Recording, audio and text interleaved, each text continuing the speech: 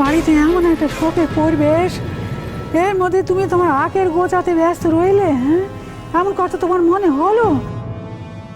ছি ছি ছি ভূমি, ছি। আমি ভেবেছিলাম তুমি বদলে গেছো, এখন দেখছি এক ফোঁটাও তুমি বদলাওনি। মা, এমন কথা তো শোনা মহাপাপ।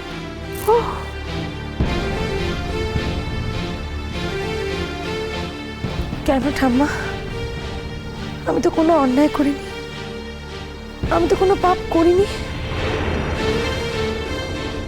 সম্রাটের সঙ্গে তোমার বা তোমার পরিবারের এমন কোনো ডিরেক্ট রিলেশনশিপ নেই যাতে যাতে বিয়েটা আটকাতে পারে।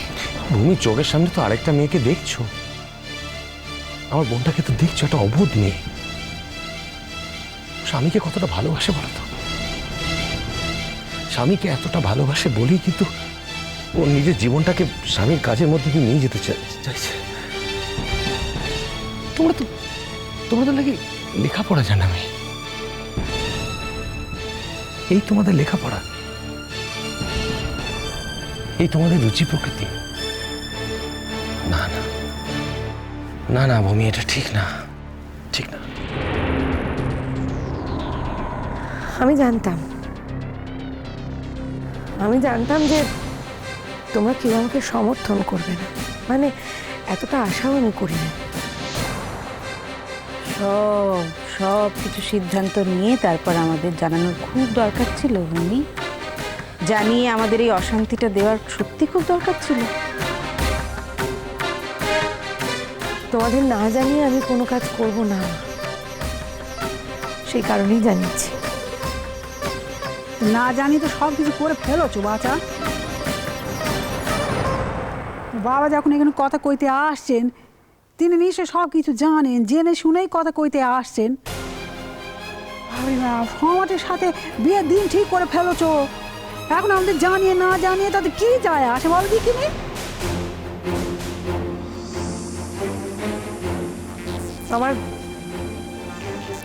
আমার বাপির সঙ্গে সম্রাটের একদিনই কথা হয়েছে, বাপি ডেকে পাঠিয়েছিলেন। সম্রাটের সঙ্গে কথা বলে বাপির ভালো লেগেছে, খুশি হয়েছেন বাপি, তাই জন্যই বিয়েতে রাজি হয়েছে। ভূমি, সম্রাটের সঙ্গে না হয় তোমার বাবার একদিন কথা হয়েছে, কিন্তু তোমার সঙ্গে তো আর শুধু একদিন কথা হয়নি। তাছাড়া একদিনের কথাতেই তো আর বিয়ে হয়ে যায় না, তাই না? বুঝতে পেরেছি। ওই যে তুমি মিমির বাড়িতে গেলে না, ওটাই একটা আকড়া হয়েছে। সবই আমার মেয়েরই দোষ, সব আমার মেয়ের দোষ। ওই আমার মেয়ের বাড়িতে গিয়ে তোমার আর সম্রাটের দেখা সাক্ষাৎ হতো, তাই না? ওই মিমির বাড়ি যাচ্ছি বলে যে মাঝে মাঝে চলে যেতে, ওটা মিমির ওপর কোনো টান ছিল না, টান ছিল সম্রাটের ওপর, তাই তো?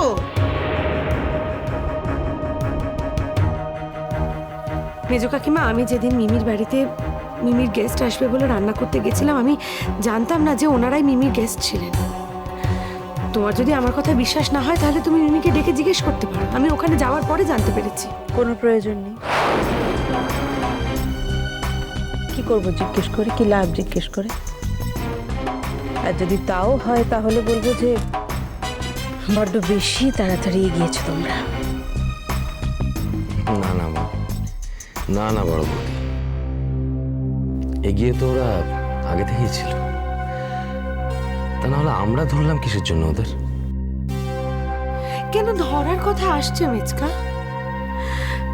বুঝতে পারছি না। আমরা তো কোনো চুরি ডাকাতি করিনি, কোনো অন্যায় করিনি। সম্রাট যেদিন এ বাড়ি থেকে চলে গেছিল সেদিন শুধুমাত্র তোমরা সবাই ওকে অপমান করেছিলে বলে চলে গেছিল তা নয়। আমি ওকে রিফিউজ করেছিলাম, তাইও চলে গেছিল। রিফিউজ করেছিলে? তাহলে তো নিশ্চয়ই প্রপোজাল দিয়েছিল, তাই তুমি রিফিউজ করেছিলে। এই তো আস্তে আস্তে সব কথাগুলো বেরুচ্ছে তো। দেখেছো আমার সঙ্গে সময়টা যদি দেখা হয় না, আমি আচ্ছা করে ধুইয়ে দেবো।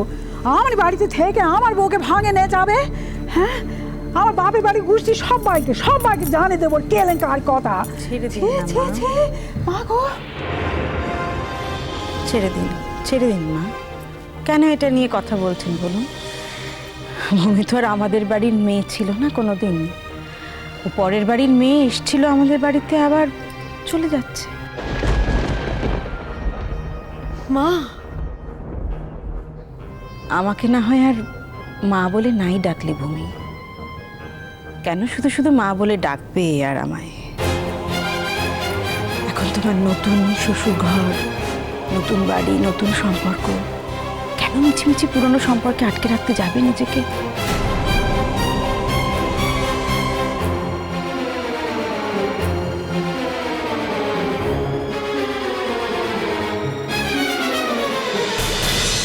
কি ঠিক করলি তুই? কি ব্যাপারে গো?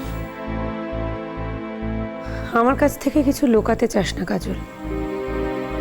আমি ঠিক কি ব্যাপারে কথা বলছি সেটা তুই খুব ভালো করে বুঝতে পারছিস। খেয়েছো? হঠাৎ এই প্রশ্ন? এই প্রশ্নের কারণ হলো তোমার নতুন জীবন শুরু করার কথা শুনে তো এই ঘরটার সব্য মানুষই তোমাকে আবার বয়কট করতে শুরু করেছে। খেতে পর্যন্ত ডাকে না। আর মু যেতেবার তোমাকে খাওয়ার জন্য ডেকেছি, তুমি বলেছো পরে খাবে, তাই জিজ্ঞেস করছি। আমার এমনিতেও আজকে খাওয়ার ইচ্ছে ছিল না। আশ্চর্য, এটা কোনো সে কথা হলো? খাওয়ার ইচ্ছে ছিল না আর না খেয়ে থাকতেই বা যাবে কাহি কি?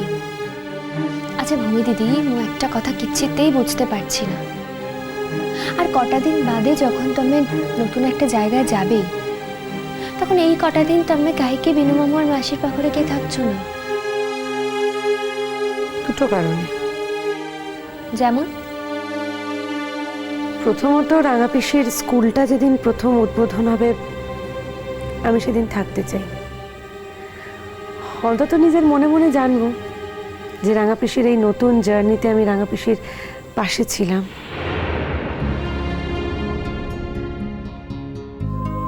আর দ্বিতীয়টা?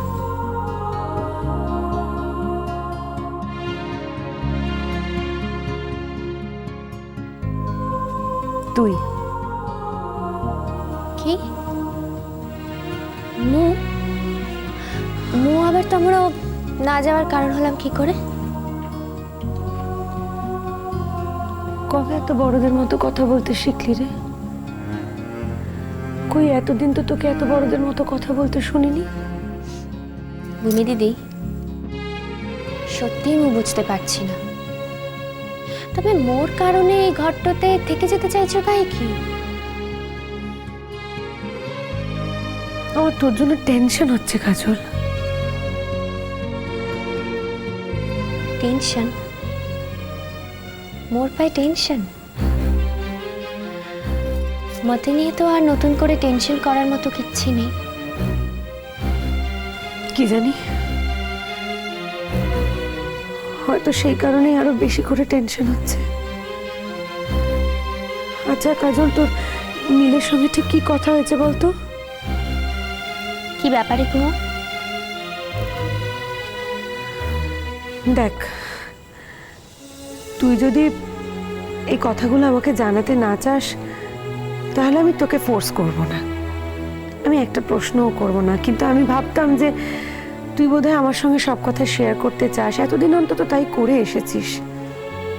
এখন যদি তুই তোর সিদ্ধান্ত বদলে থাকিস, আমি সেটাকে অনারই করব।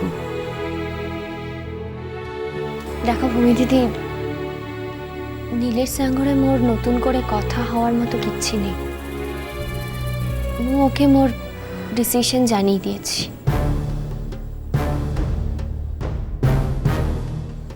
সেই ডিসিশনটা কি আমি জানতে পারি? তুমি তো একজন ঝিও, তোমরা কি মনে হয় ভূমি দিদি, কি ডিসিশন নেওয়া উচিত আমার?